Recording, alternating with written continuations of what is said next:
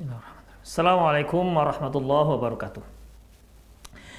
Innal hamdalillah nahmaduhu wa nasta'inuhu wa nastaghfiruh wa na'udzu billahi min shururi anfusina wa sayyiati a'malina may yahdihillahu fahuwal muhtadi wa may yudlil falan tajida lahu waliyyan mursyida.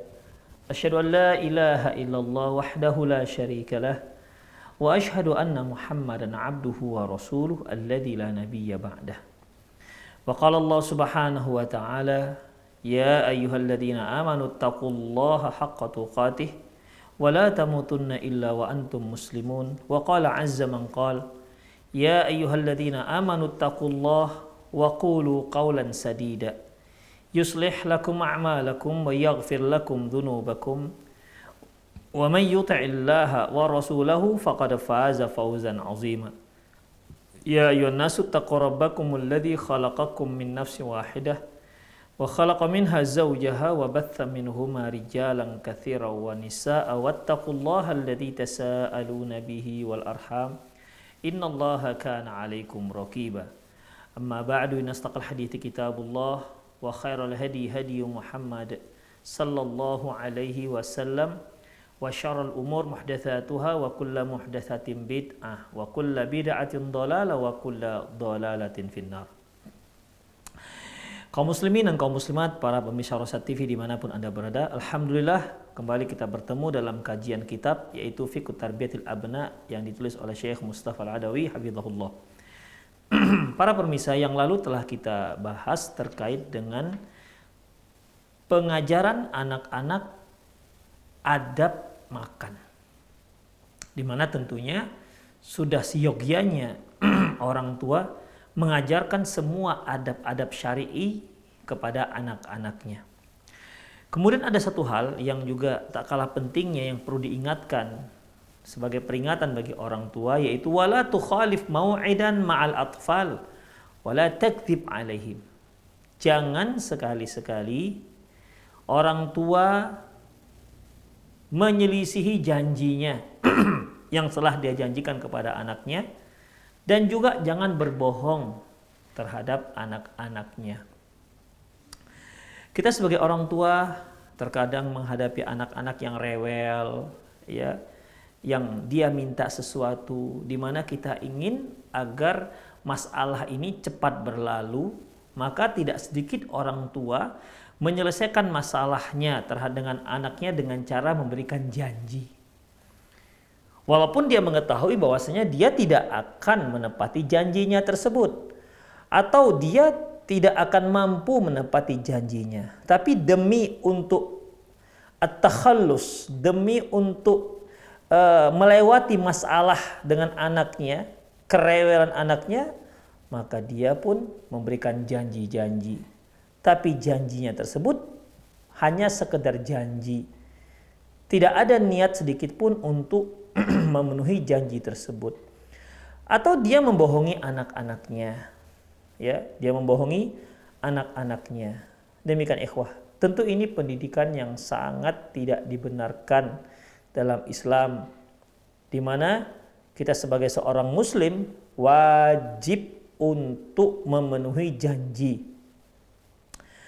Walaupun kita mengucapkan insya Allah, bukan berarti insya Allah yang kita ucapkan berarti kita mendapatkan dua pilihan, boleh menepati atau tidak. Demikian ikhwah, perlu kita ketahui ketika Allah Subhanahu wa taala mengatakan fala taqulanna li syai'in inni fa'ilun dzalika ghadan illa ayyasha Allah. Allah mengingatkan pada kita dalam soal Kahfi, janganlah kamu mengatakan besok saya akan melakukan perbuatan ini kecuali kamu harus mengucapkan insya Allah. Demikian, kamu harus mengatakan insya Allah. Perlu kita ketahui ikhwah, ketika kita berjanji, di sana ada dua adab yang harus kita perhatikan. Pertama, terhadap orang yang kita janjikan.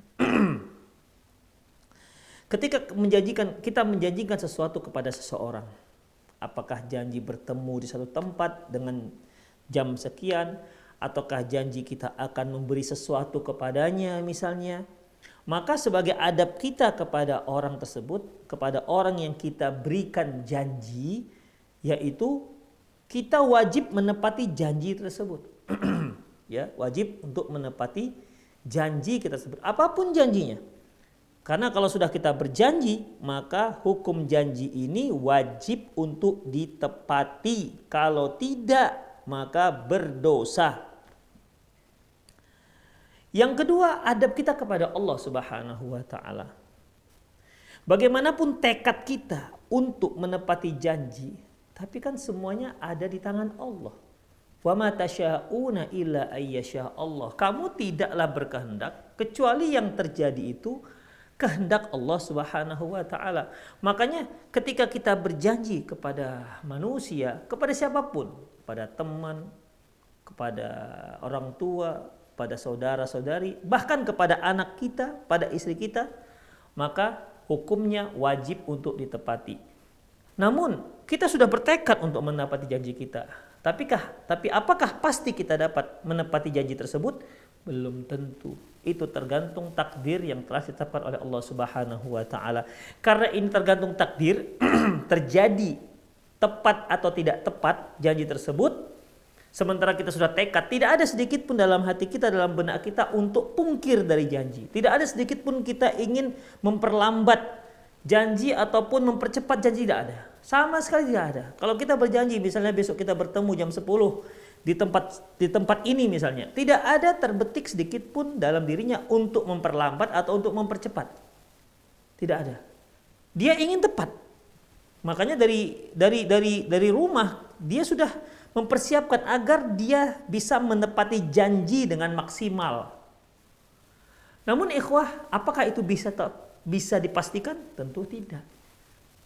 Karena apa? Karena Allah Subhanahu wa taala yang punya hak. Kalau Allah Subhanahu wa taala berkehendak kita tidak bisa menepati janji walaupun kita sudah bertekad untuk menepati janji, maka yang terjadi adalah yang dikehendaki oleh Allah Subhanahu wa taala. Oleh karena itu, sebagai adab kita kepada manusia, kita wajib berupaya semaksimal mungkin untuk menepati janji. Sebagai adab kita kepada Allah Subhanahu wa taala, karena kita berkehendak, Allah berkehendak, yang kehendak Allah lah yang terjadi, makanya kita ucapkan insya Allah jika dikehendaki oleh Allah Subhanahu wa taala. Jadi keliru kalau ada yang memahami jika kita berjanji lantas kita mengucapkan insya Allah, maka kita boleh pilih mau menepati janji ataukah tidak. Ini pemahaman yang sangat keliru. Demikian para pemirsa rahimani Allah wa iyyakum, ya. Demikian juga janji kita kepada anak-anak kita. Bahkan janji kita pada anak kita ini tuh lebih diperhatikan lagi karena anak-anak itu bisa belajar dari kita. Ya, bisa belajar dari kita. Kalau kita berjanji dengan teman, kita sengaja pungkiri, mungkin paling mereka katakan memang begitulah dia. Tapi kalau anak-anak kita, dia bisa menjadikan kita sebagai panutan. Ya. Ketika kita selalu menepati janji, maka mereka akan mengikuti kita dengan menepati janji. Kalau kita selalu pungkir janji, bahkan bohongin anak, maka si anak akan dengan mudah meniru tingkah pola kita. Dan ini tentu sangat merugikan. Ya, menyalahi pendidikan anak-anak. Sama artinya kita sedang mengajarkan keburukan kepada anak-anak. Para ikhwah, coba perhatikan. Bukankah Rasulullah Shallallahu Alaihi Wasallam pernah mengatakan, "Man sanna sunnatan hasanatan falahu ajruhu wa ajru man amila biha." Barang siapa yang mengajarkan sesuatu yang baik, maka dia akan mendapatkan pahala dan pahala orang yang mengikutinya. Wa man sanna sunnatan sayyi'atan fa alaihi wizruhu wa wizru man amila biha. Dan barang siapa yang mengajarkan perihal yang buruk, maka dia mendapatkan dosanya dan dosa orang yang ikut mengamalkan perbuatan buruk tersebut. Kalau kita sering pungkir janji terhadap janji yang kita berikan kepada anak-anak, dan anak-anak sampai nggak percaya dengan kita, dan mereka menirunya, maka ketika kita pungkir janji terhadap janji yang telah kita berikan kepada anak kita, kita berdosa. Dan di saat anak meniru kita untuk mungkir janji, maka kita pun akan mendapatkan dosa yang dilakukan oleh anak kita. Demikian ikhwah. Kenapa? Karena kitalah yang secara tidak langsung mengajarkan mereka untuk pungkir janji, untuk berbohong. Fa innahum yata'allamuna minkal kadhib. Sungguh anak, kalau orang tua itu suka berbohong, suka berdusta, itu anak akan belajar kedustaan dari orang tuanya. Wakhtilaful mawa'id, dan juga akan belajar dari kita, meniru kita untuk menyalahi janji ataupun untuk pungkir janji. Fa inna ikhlafal maw'idi mukhalifatan li sunnati Rasulillah sallallahu alaihi wasallam. Sesungguhnya mengingkari janji, pungkir janji ini jelas sangat menyelisih sunnah Rasulullah sallallahu alaihi wasallam. Qala an-nabiy sallallahu alaihi wasallam, Nabi sallallahu alaihi wasallam bersabda, ayatul munafiq salasan.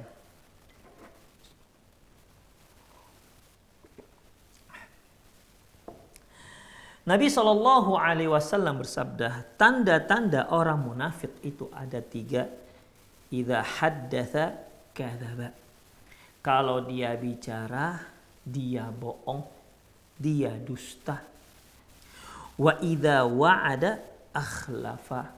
Apabila dia berjanji, dia pungkiri janji tersebut. Wa idza tumina khana. Kalau dia diberi amanah, dia berkhianat. Ini merupakan sifat orang-orang munafik. Makanya orang-orang munafik itu ikhwah sangat kental bicara bohongnya. Ya. Lain di lubuk, lain di hati, lain di bibir. Makanya ketika Allah Subhanahu wa taala menyebutkan di awal-awal surah Al-Baqarah ada sekitar 13 ayat terkait dengan masalah orang munafik. Apa yang Allah sebutkan? Sifat orang munafik. Wa idza laqul ladina amanu qalu amanna. Kalau dia bertemu dengan orang beriman, dia berkata kami sudah beriman. Wa idza khalau ila syayatinihim, tapi kalau mereka bersama setan-setan mereka, bersama kelompok-kelompok mereka yang munafik juga, qalu inna ma'akum, sesungguhnya kami itu bersama kalian, bukan bersama orang mukmin. Innama nahnu mustahzi'un, kami itu hanya sekedar mengolok-olok. Jadi sebenarnya dia tidak beriman kepada Allah, tapi ketemu dengan orang mukmin dia katakan beriman. Ini kan bohong, ikhwah. Ya, ini kan bohong. Ini jelas kebohongan. Di mana dia hatinya kafir, tidak beriman kepada Allah dan Rasulnya, tapi di mulutnya, di lisannya mengatakan dia beriman. Ini jelas dusta, munafik, zindiq, orang yang pura-pura masuk Islam. Nah, dari sisi dustanya, ya, dari sisi dustanya, maka setiap orang yang berdusta berarti dia memiliki sifat orang munafik. Walaupun dalam surah Al-Baqarah di awal surat Allah menyebutkan yang Allah maksudkan adalah orang-orang kafir yang pura-pura masuk Islam atau zindiq. Ya, dia sebenarnya tidak beriman kepada Allah, tapi dia katakan kepada orang-orang dia telah masuk Islam, dia telah beriman. Nah, adapun kalau dia memang benar-benar seorang muslim, dia berbohong. Walaupun dia bukanlah orang kafir yang berpura-pura masuk Islam, walaupun dia adalah seorang yang memang benar-benar muslim, tapi sesungguhnya dia memiliki sifat munafik, yaitu idza haddatsa kadzaba. Kalau dia bicara dia bohong. Dari sisi bohongnya ini, ya, dia mirip dengan orang-orang munafik. Demikian ikhwah rahimanallahu yakum. Hanya saja yang di awal soal Baqarah itu nifaq al-i'tiqadi, orang munafik tapi terkait dengan keyakinan karena sebenarnya dia kafir, pura-pura masuk Islam. Adapun yang kedua nifaq ala amali, munafik tapi amalan. Dia orang muslim, benar-benar muslim, bukan orang kafir, tapi dia memiliki sifat orang munafik.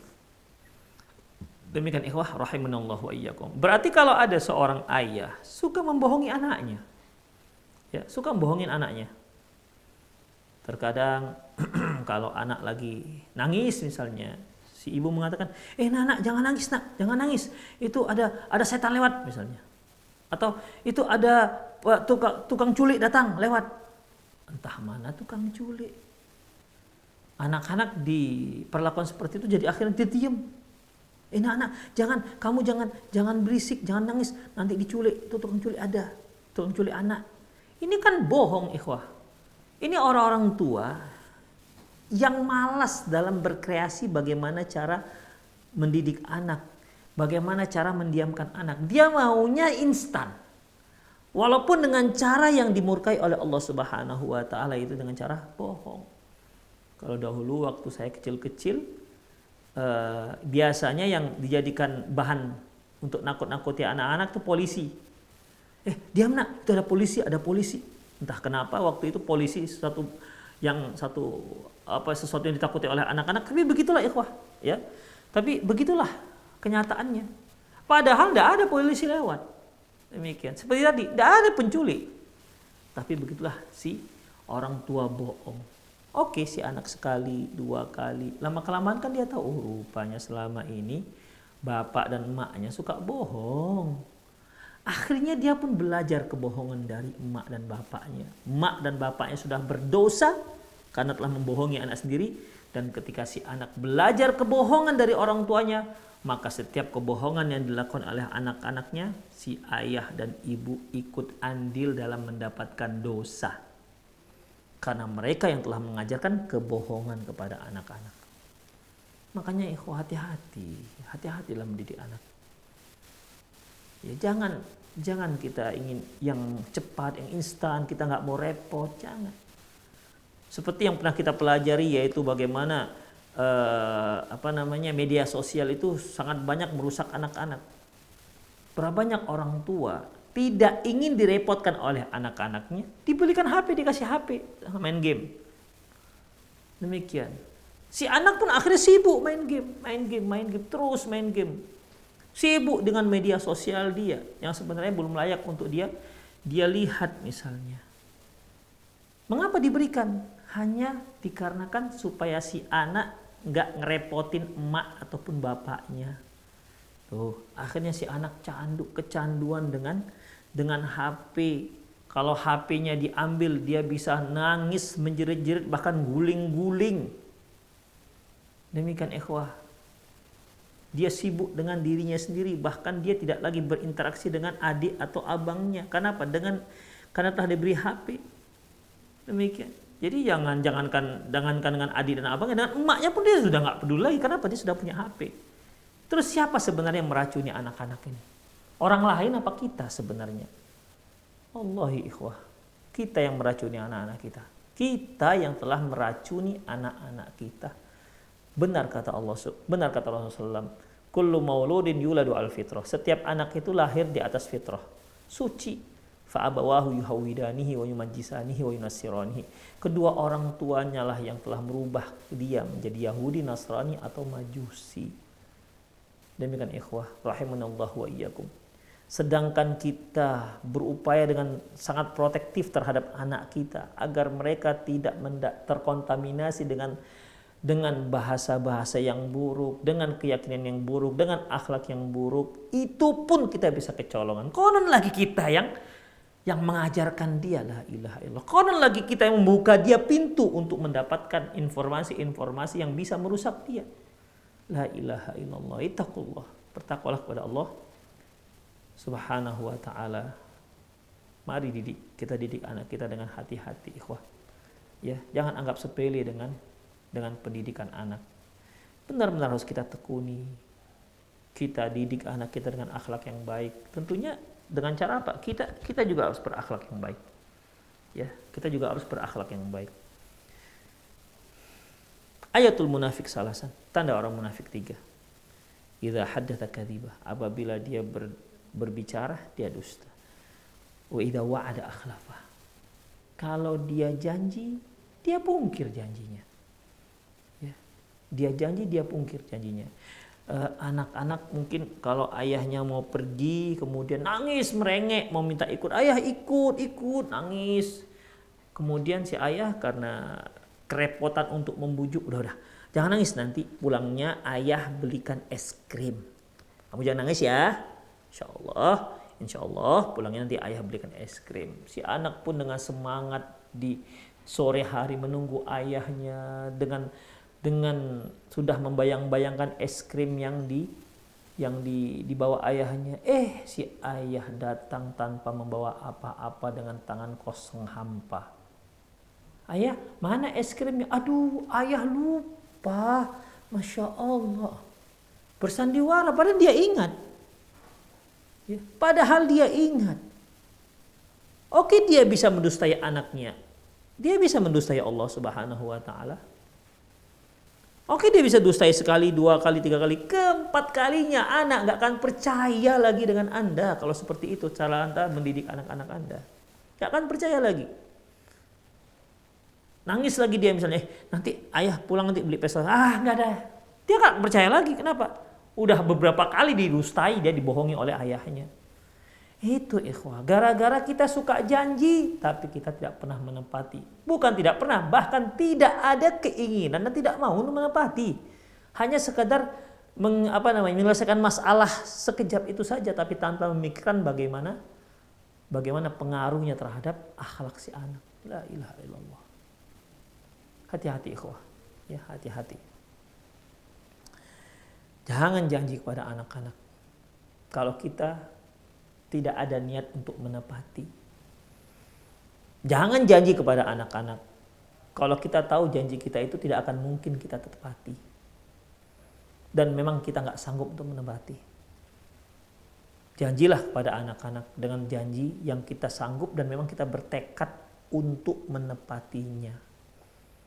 Adapun terjadi atau nggak terjadi, itulah yang disebut dengan insya Allah. Ya, tapi kita bertekad untuk menepati janji tersebut. Bukan hanya janji-janji, tinggal mimpi, di mana anak menyesali apa yang dilakukan oleh orang tuanya yang selalu membohongi. Wa idza tumina khana, apabila diberi amanah dia khianat. Diberi amanah dia khianat. Tapi bukankah Allah Subhanahu wa Ta'ala telah memberi kita amanah berupa anak? Lantas kalau kita ajarkan anak kita bohong, ajarkan anak kita tanpa kita sadari, kita ajarkan anak kita pungkir janji, bukankah ini pengkhianat? Bukankah berarti kita sudah mengajarkan kepada anak-anak kita untuk satu hal yang sangat dimurkai oleh Allah Subhanahu wa Ta'ala? Bukankah ini berarti kita telah mengkhianati amanah Allah Subhanahu wa Ta'ala? Hadis diriwayatkan oleh Imam Bukhari dan Muslim. Waqal, Rasulullah sallallahu alaihi wasallam juga bersabda, arba'un man kunna fihi kana munafiqan khalisan. Ada 4 hal, 4 sifat. Apabila ada keempat-empatnya itu pada diri seseorang, berarti dia seorang munafik murni, khalis, munafik murni. Wa man kanat fihi khislatun minhunna kan fihi khaslatun minan nifaq hatta yada'aha. Dan barang siapa yang hanya memiliki satu daripada 4 sifat tersebut, berarti dia telah memiliki satu sifat munafik hingga dia meninggalkan sifat tersebut. Yang pertama yaitu idza atumina khana. Apabila dia diberi amanah, dia berkhianat. Wa idza haddatsa kadzaba. Kalau dia bicara, dia berbohong, dia berdusta. Ya, dia berdusta, dia berbohong. Wa idza ahada ghadara. Kalau dia berjanji, dia pungkiri janjinya. Wa idza khasama fajara. Dan apabila dia bertengkar, dia bertindak jahat. Dia akan berbuat jahat. Inilah ikhwah, apabila ada 4 sifat ini pada diri seorang muslim, maka dia disebut seorang munafik, munafikun khalis, munafik yang murni munafiknya, karena dia telah lengkap memiliki 4 sifat orang munafik. Kalau hanya 1 berarti dia ada memiliki sifat munafik. Demikian ikhwah, ya. Dan termasuk juga yaitu apabila dia bertengkar, dia berbuat jahat. Terkadang kan ada orang berselisih pendapat atau bertengkar untuk satu permasalahan. Mungkin banyak ataupun sebagian sampai di situ selesai. Tapi dia tidak. Ketika dia bertengkar, dia ingin menzolimi, dia ingin menjahati orang yang kawan tengkarnya. Dia tengkar, misalnya dia bertengkar dengan satu permasalahan, nggak puas dia, sepeda motornya dikempesin misalnya. Demikian. Atau bannya disobek, ban mobilnya disobek misalnya. Demikian ikhwah. Kalau tetangganya dilempari kotoran ke halaman tetangganya, dia berbuat buruk, ya, berbuat buruk. Kalau dia bertengkar, dia akan berbuat buruk terhadap orang lawan tengkarnya. Atau dilemparnya sengnya dengan batu begitu. Jadi nggak puas hanya sekedar bertengkar di tempat, dia ingin melukai, dia ingin menjahati, dia ingin berbuat buruk terhadap orang lawan tengkarnya. Demikian, itu orang munafik ikhwah. Ya, itu orang munafik. Thumma inna fi ikhtilafil wa'di fuqdanil thiqah. Kemudian ketahuilah bahwasanya dengan menyelisihi janji, maka hal itu akan menghilangkan kepercayaan anak terhadap orang tua. Akan menghilangkan kepercayaan anak terhadap orang tua. Ketika orang tua berjanji, si anak ya kalau dia nggak berani bicara, paling dia iya aja lah dalam hatinya. Alah, nggak benar. Sudah banyak janji tapi tak pernah ditepati.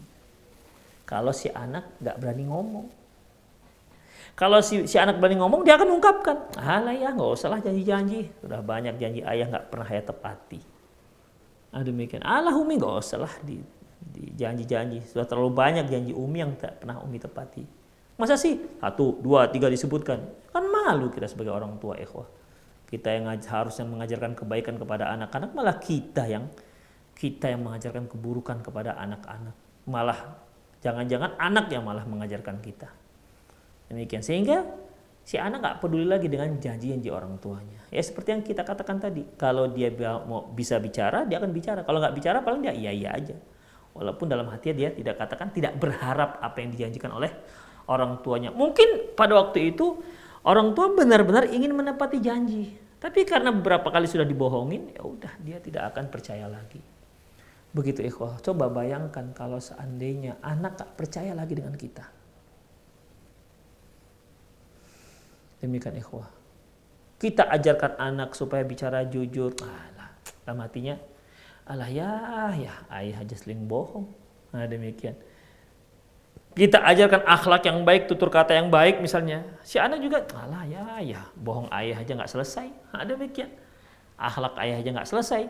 Itu mungkin dalam hati ketika dia tidak sanggup untuk bicara pada ayahnya atau uminya atau ibunya.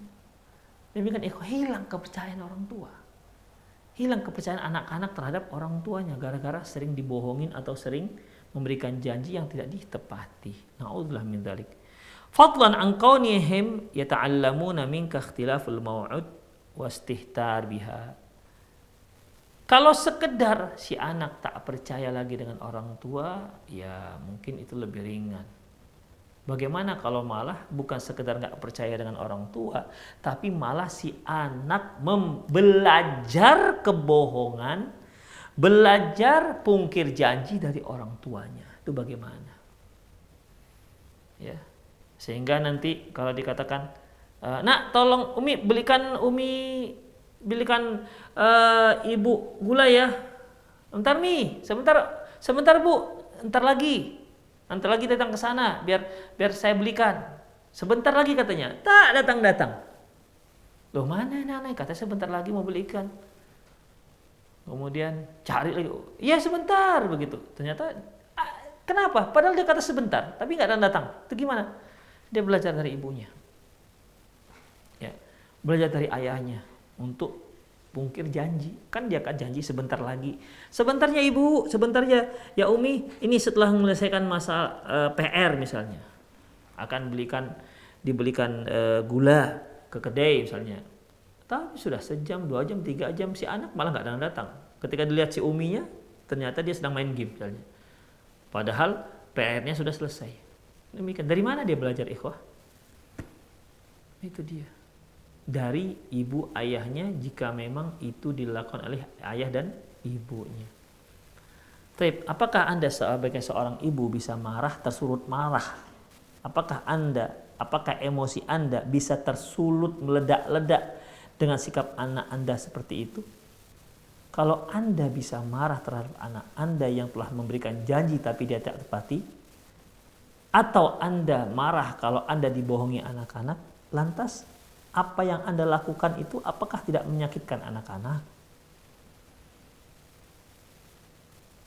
Apakah yang punya hati itu hanya Anda?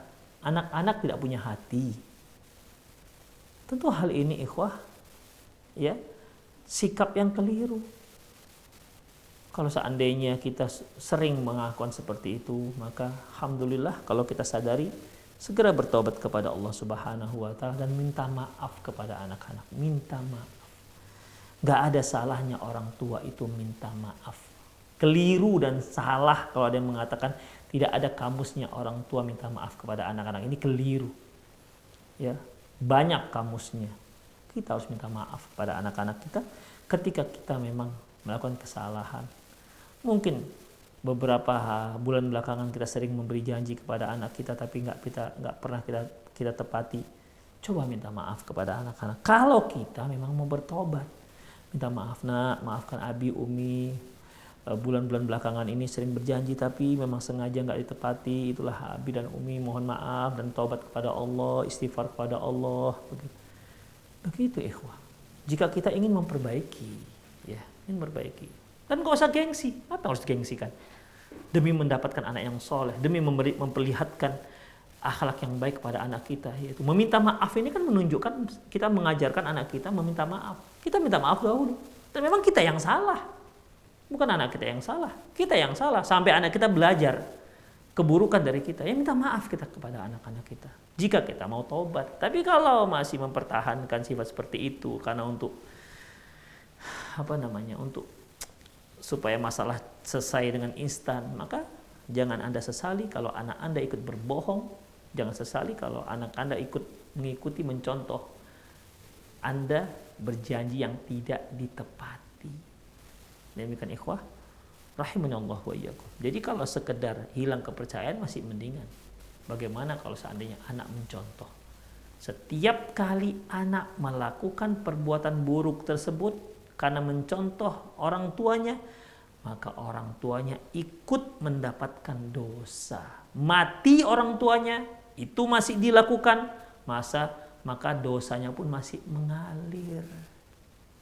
Ini yang disebut dengan dosa jariyah jadinya. Dia yang mengajarkan anak-anaknya. Demikian. Anaknya mencontoh dia melakukan kebohongan. Sehingga si anaknya juga menjadi anak yang berbohong. Suka pungkir janji. Bahkan dengan ayah dan ibunya juga dia berani berbohong. Na'udzubillah min dzalik. Jangan salahkan mereka. Mereka lahir dalam keadaan suci, ikhwah. Anak-anak lahir dalam keadaan suci. Kita yang telah mengotori mereka. Kita yang tidak pegang amanah dari Allah Subhanahu wa taala. Kemudian, fa innahum aidan la yusaddiqunaka fi ma huwa atin. Ketahuilah, mereka tak akan lagi mempercayai Anda di waktu yang akan datang.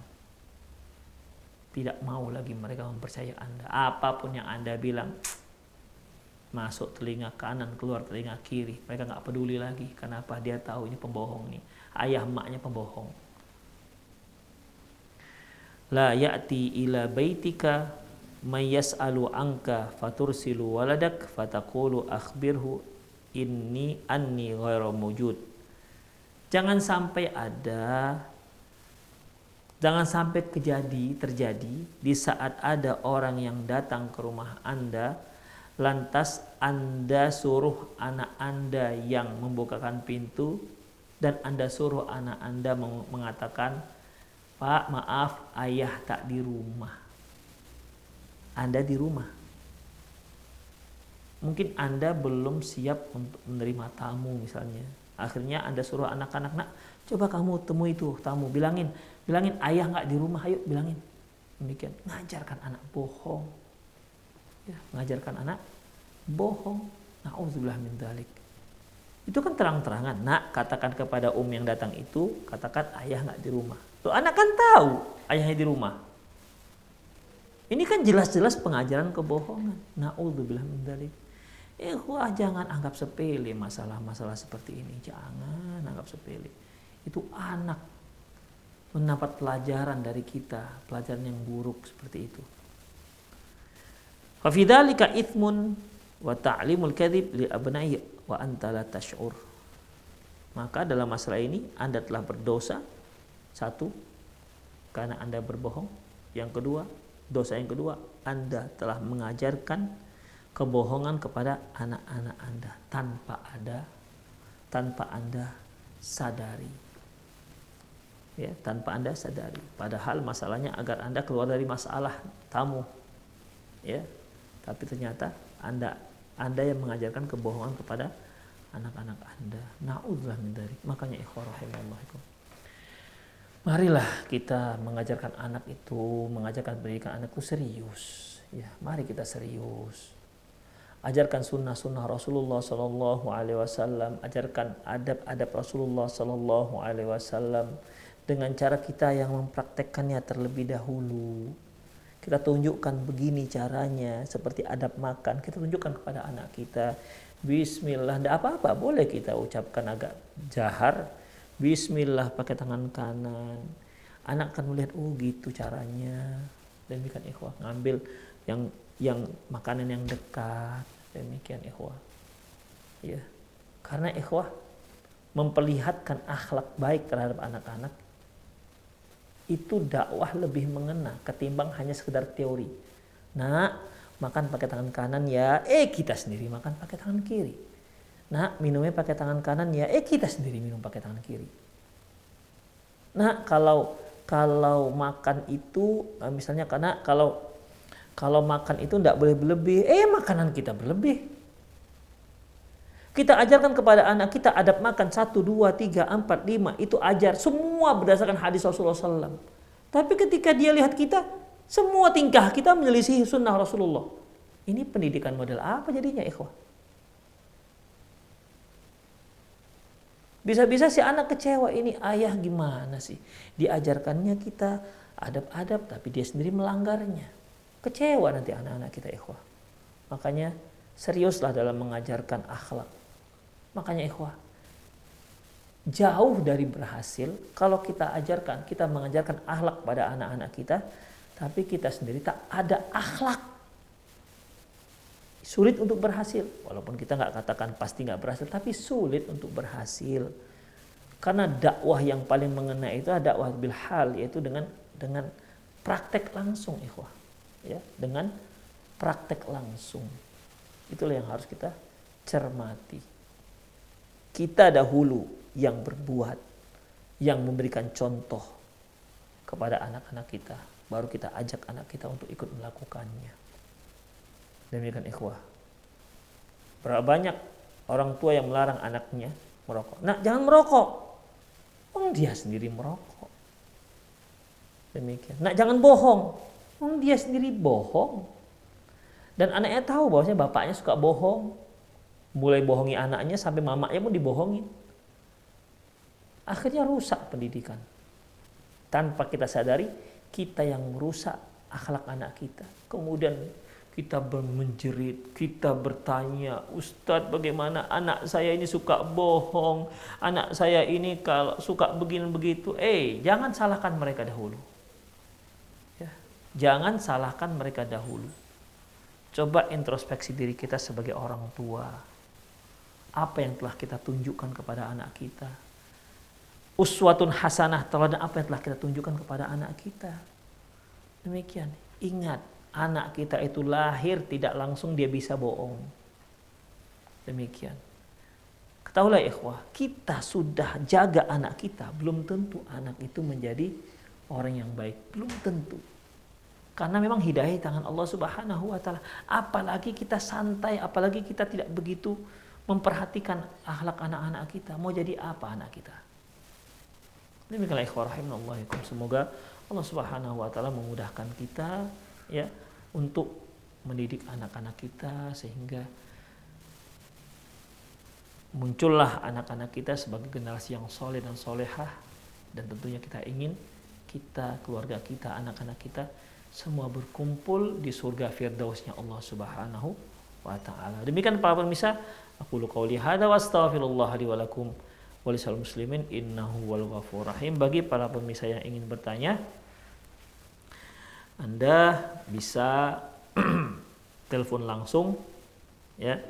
Anda bisa telepon langsung nomor yang sudah tertera di layar pesawat Anda, di layar televisi Anda, atau Anda juga boleh kirimkan pertanyaan via chat, ya, di nomor yang sama. Demikian. Sekali lagi, Anda yang ingin bertanya, Anda boleh kirimkan, Anda boleh langsung telepon ke nomor yang sudah ada, yang tertera di pesawat televisi Anda, atau kirimkan pertanyaan Anda melalui via chat WhatsApp. Taib. Di sini ada pertanyaan. Assalamualaikum Ustaz, bagaimana sikap kita kalau menemukan uang di jalan? Jazakumullah khairan, barakallahu fiik. Wa fiik barakallah. Mengenai menemukan barang yang tercecer, ya. Menemukan barang yang tercecer ini disebut dalam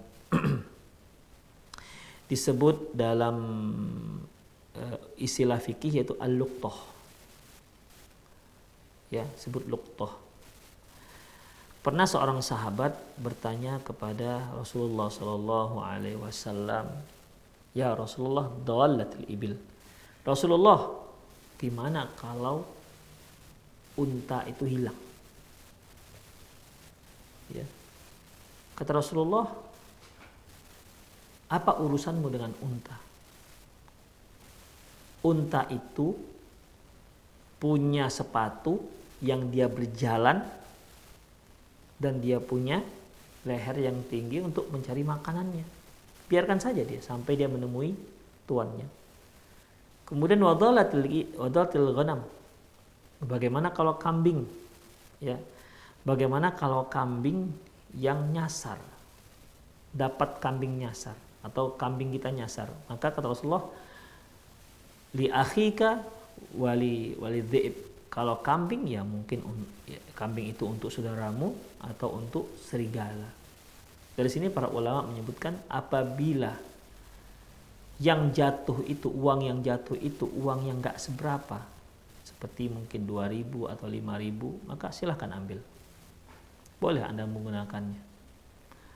Ya, tapi kalau dia uangnya itu uang yang cukup berharga, seperti misalnya mungkin 20.000 ya.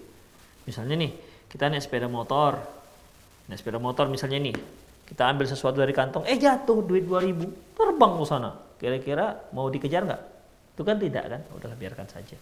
Tapi kalau terbang 10.000 atau 20.000, mungkin kita berhenti dulu, kita ke belakang lagi mundur untuk mendapatkan uang yang kececer. Begitu. Jadi kira-kira kalau memang benda itu yang benda receh lah kita katakan, silakan Anda ambil, gunakan. Ya, dimana kalaupun orang yang punya tahu, dia pun merelakan saja. Demikian, ya. Jatuh bolpen, ya bolpen harga 1.500. Ya. Anda ambil, Anda gunakan, ternyata di situ ada nama teman Anda, nampak itu teman Anda. Itu bukan saya ya? Iya, jatuh, udah nggak apa-apa. Artinya benda-benda receh. Jadi kalau benda-benda yang kurang berharga, gunakan saja boleh. Tapi kalau benda-benda yang berharga, maka harus diumumkan, ya, harus diumumkan selama setahun. Kalau tidak, ya gunakan juga. Allahu a'lam bishawab.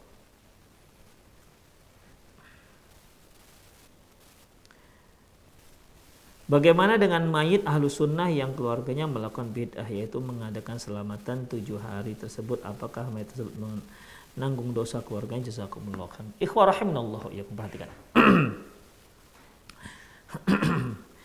Ini sama dengan ketika para ulama menjelaskan innal mayyita la yu'adzabu bibukai ahli. Sesungguhnya mayat itu, jenazah itu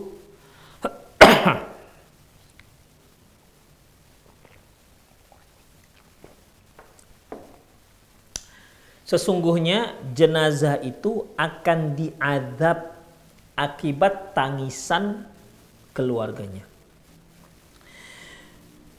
Para ulama mengartikan hadis ini dengan beberapa pengertian. Ketika Aisyah radhiyallahu anha mendengar hadis ini, apa kata Aisyah? Wala taziru waziratu wizra ukhra. Bukankah Allah mengatakan sesungguhnya seorang tidak akan menanggung dosa orang lain? Nah, maksud Aisyah radhiyallahu anha itu adalah, loh ini kan si mayit sudah meninggal, sementara yang nangis-nangis ataupun sementara yang meratap itu kan keluarganya. Ya tentunya si mayit nggak akan berdosa. Kenapa? Karena wala taziru waziratu wizra ukhra. Sesungguhnya seorang tidak akan mengemban dosa orang lain. Para ulama menggabungkan antara ayat ini dengan sabda Rasulullah SAW yang sahih tersebut. Bagaimana ikhwah? Apabila dia tahu bahwasanya di masyarakat tersebut melakukan ratapan pada mayit dan dia tahu itu dosa besar, ya, dia tahu itu dosa besar dan dia tidak pernah mengingatkan akan dosa besar ini kepada anak-anaknya, sementara dia tahu, maka dia akan diazab dengan ratapan anak-anaknya kalau dia sudah meninggal. Kenapa? Karena dia tak mengajarkan hal yang buruk tersebut, sementara di masyarakat sudah terbiasa dilakukan. Yang kedua, apabila dia mewasiatkan, nah kalau nanti bapak meninggal maka ratapi begini-begini, maka dia juga berdosa. Demikian ikhwah rahimani Allah wa iyyakum. Ya. Namun apabila dia sudah mengingatkan, nah kalau bapak meninggal nanti, maka jangan lakukan seperti ini, jangan kamu meratap, jangan kamu lakukan yang bid'ah, demikian. Maka jika ternyata keluarganya melakukan hal itu, dia terlepas. Kenapa? Dia sudah mengingatkan. Seperti Abu Musa al-Asy'ari radhiyallahu anhu ketika dia mau meninggal, dia katakan wala tattabi'uni bil jumar, jangan kalian ikuti jenazahku dengan dupa-dupaan. Dan jangan kalian pisahkan antara aku dengan tanah, artinya jangan dilapis apapun, langsung aja aku dan tanah. Demikian. Dan jangan aku inni bari'um minal haliqah wasaliqah.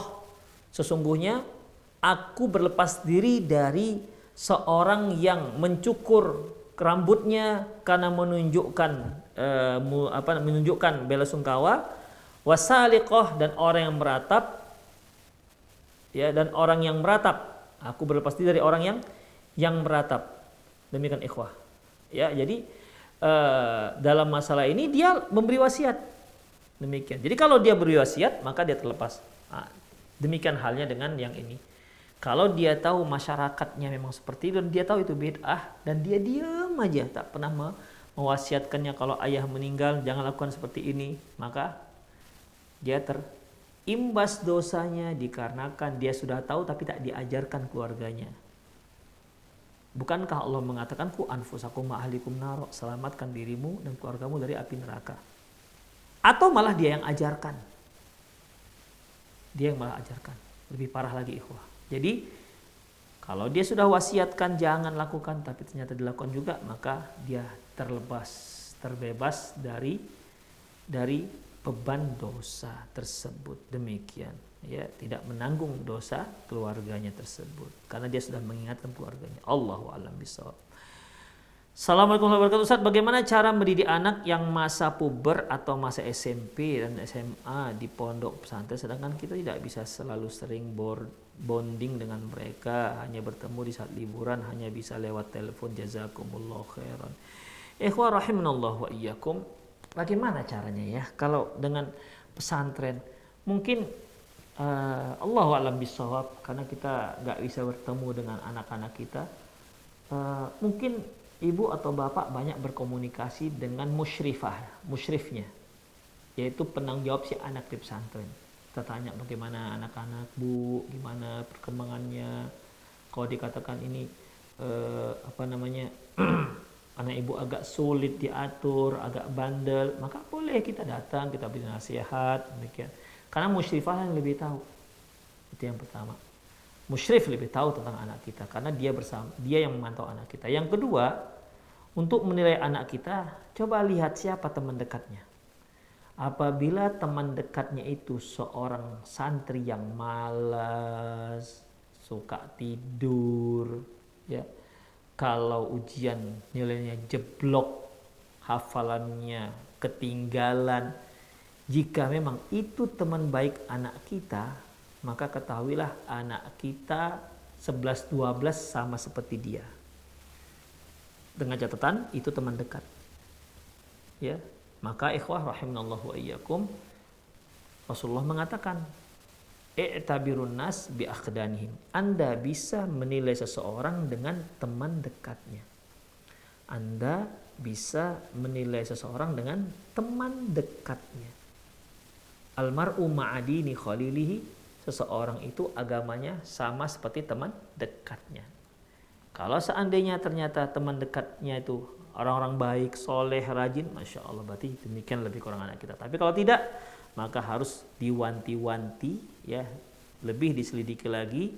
Dan kalau memang ternyata ada penyimpangan, maka kita harus lebih sering datang dan menasihati anak-anak dan terus bekerja sama dengan pihak pondok pesantren untuk memperbaiki anak didik kita. Allahu a'lam bishawab.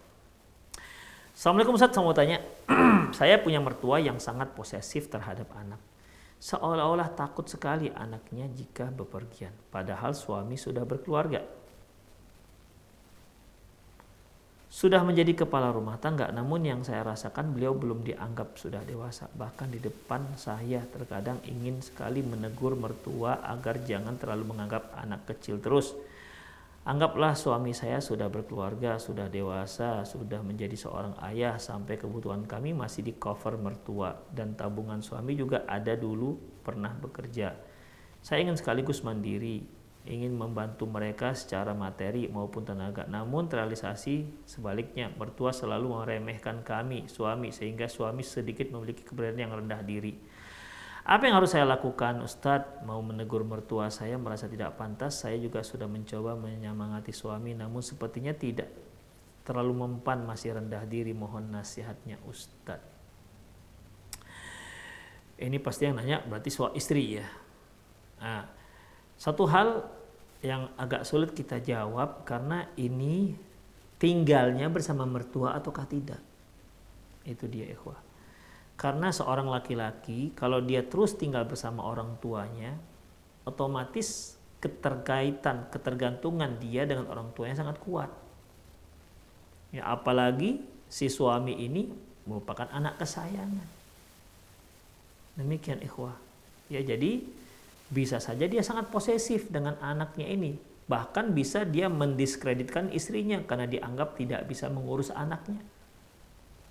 Demikian, ikhwah. Makanya, ya, kalau seandainya ini berada di rumah mertua, cobalah ajak suami ibu untuk pindah ke tempat lain, rumah sendiri, tidak apa-apa, walaupun ngontrak, walaupun kecil, walaupun sederhana, tidak apa-apa.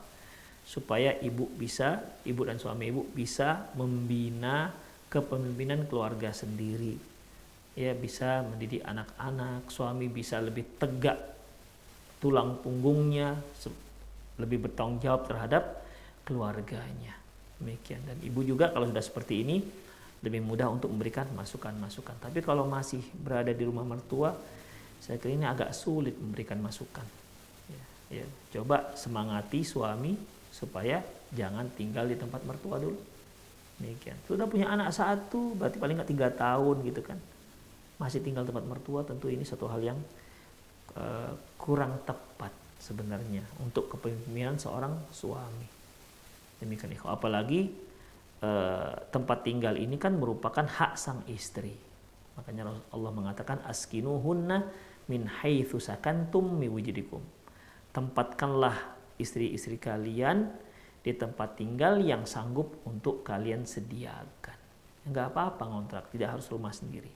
tapi kita bisa membina kerajaan pendidikan kita di rumah kita. Kita bisa menjadi orang yang bertanggung jawab tanpa ada tanpa ada tekanan, tanpa ada pressure, tanpa ada pengaruh-pengaruh dari yang lain. Ya, demikianlah, semoga bermanfaat. Aku qouli hadza wa astaghfirullah li wa lakum wa lisal muslimin innahu wal ghafurur rahim. Kita akhiri dengan doa kafatul majlis. Subhanakallahumma wa bihamdik asyhadu an la ilaha illa anta astaghfiruka wa atubu ilaih. Wa sallallahu ala nabiyyina Muhammad wa ala alihi wa ashabi ajmain wa akhir da'wana alhamdulillahi rabbil alamin. Assalamualaikum warahmatullahi wabarakatuh.